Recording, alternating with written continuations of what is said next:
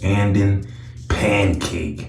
I'm going back to my tried and true rant style of video, so let me know if you want more of these.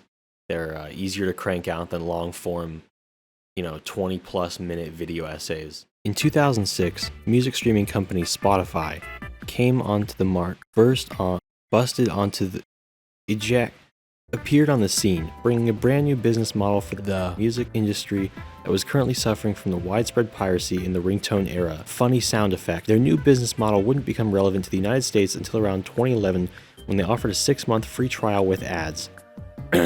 Said she really wanna love me, but she fucking all niggas, so I'm fucking all just so my heart won't hit her rest. Want a break from the ads? Did you like that? Should I keep censoring the naughty words? In 2012, they changed their model to include 10 hours each month and 5 plays per song.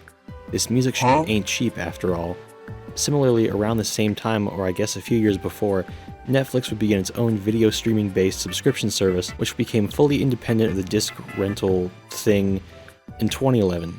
I bring up these companies not just because they're the biggest streaming services ever, but also because their ideas and business model would end up being copied all across the board.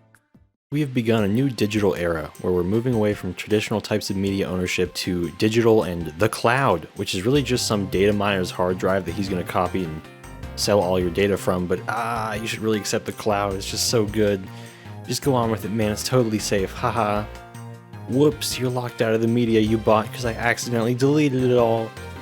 Oops. Another big issue with this is that there are a ton of streaming services out there, and most musicians and artists worth anything realize being exclusive to one platform for too long is never a good idea, so it's definitely more common for exclusive media, more so in the TV realm, which usually has certain shows being locked to certain services and then being region locked for no reason at all. Obviously with a subscription service for streaming, it's kind of implied that you don't own what you pay for.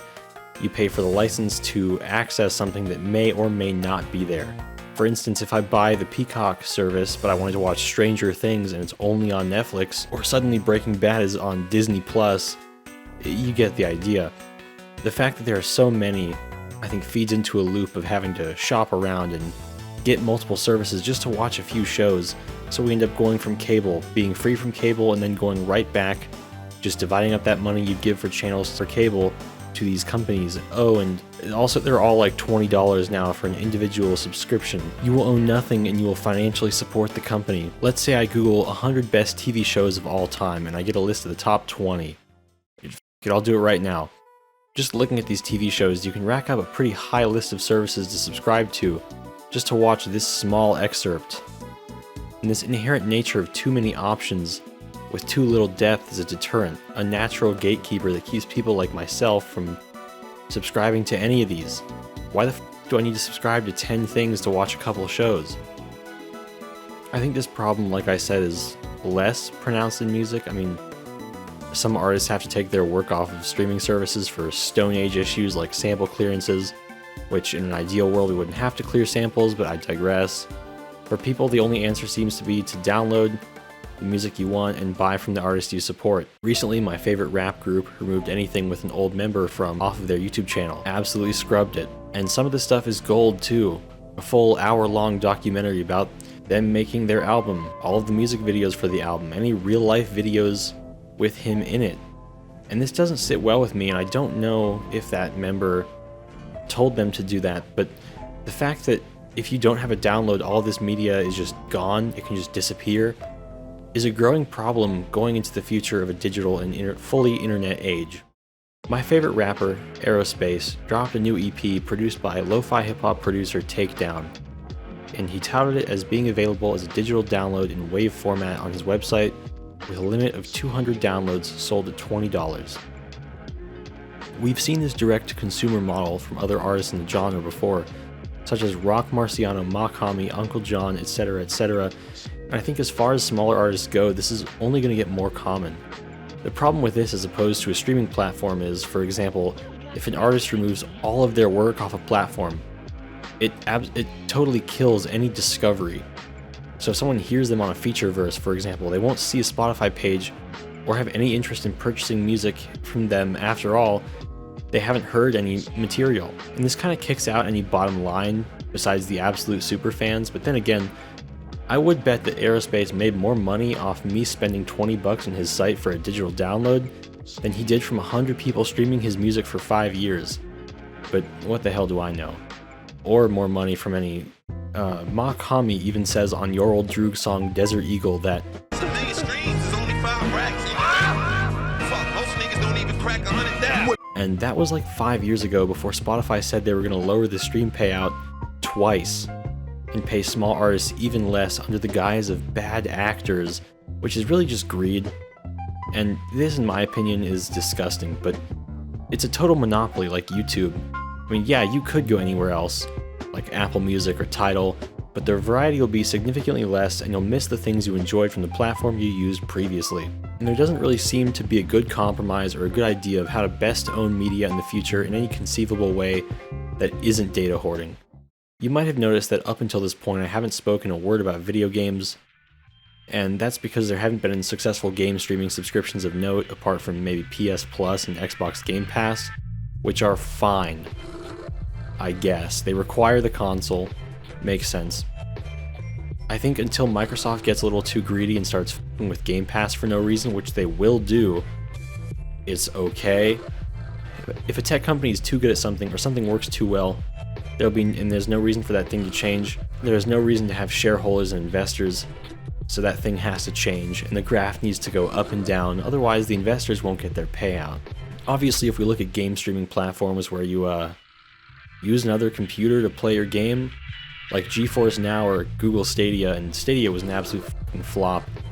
I've only known one guy who used GeForce Now, and I don't think cloud game streaming is the future, but who's to say? I mean, these platforms are known to be extremely laggy and slow, and regardless of how good these PCs that the games play off of, no amount of RTX 4090 can fix these poorly f***ing optimized games that keep coming out. You don't really own games in any capacity nowadays unless you use a site like G2A or something. Even Steam is technically DRM, but at least you don't have to be always online to play your Steam games, so I guess that's a plus.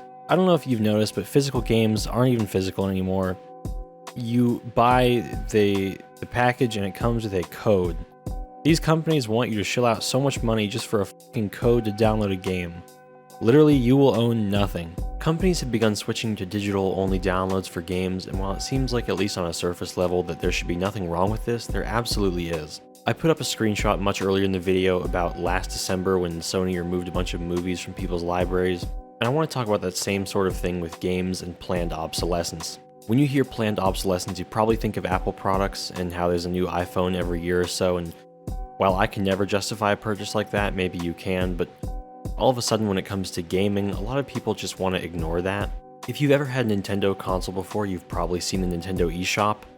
There's always a different name for each console with different games available, but my problem is there's no way for any of the eShop games to transfer from your one system to the next. Meaning if you want to play that game on a newer system, Nintendo wants you to spend all of that money again just to play games you were able to before. They want to keep monetizing people for the same transactions, and it's annoying. And not to mention how there's a huge chunk of games for older Nintendo systems that don't even appear on the eShop, so there's no official way to purchase them besides secondhand, which still doesn't give Nintendo funding, but as a result, these games, a lot of which are secondhand, are able to be sold at huge markups because you can't get them anywhere else. The real reason I wanted to make this video, though, is because I saw a bunch of comments from Philippe Tremblay, who is apparently Ubisoft's director of subscriptions, where he says that, quote, "One of the things we saw is gamers that are used to, a little bit like a DVD, having and owning their games. That's the consumer shift that needs to happen. They got comfortable not owning their CD collection or DVD collection. That's a transformation that's been a bit slower to happen in games." End quote. And when I saw this comment, it did not make me feel good, because as gamers and consumers, I think I can comfortably say we're all tired of these subscription services, and companies like Ubisoft making some for their games does not help with that. I read the article about this on Gamesindustry.biz, which I'll link it in the description, and there is more context associated with his more nuanced opinion, but in general this is a bad outlook and an even worse way for the games industry to go down. I think when you hand control of a game and ownership of that game to a company, That company can then decide and have control over that product, meaning if there's a message they don't want in there, the company can censor and remove it. When you buy Honey Pop on Steam, for example, if you want the uncensored version, you have to patch it yourself, which isn't hard, but everyone who buys Honey Pop knows it's an explicit game already. There's not a need to censor it. It's small things like this that drive people who play games crazy. And note my phrasing here, not using the word gamer, okay? Because a lot of this stuff affects the average person and people who just want to play a game and relax, not people who are putting up 9 to 5 numbers on the boards in their Steam hours. I mean people with lives. And I haven't even talked about anti-piracy measures in games, because that would make this video so much longer than it already is. And I just need to finish something for you guys. So I don't really know what's going to happen with games media or streaming services or whatever, but clearly the direction we're going down is not sustainable. So the last thing I have to ask is, if buying isn't owning, is piracy stealing? I don't know, but it seems like you will own nothing and you will be happy, and this will be an eventual future that we're helpless to prevent. This has been a Dank Pancake. Thank you for watching.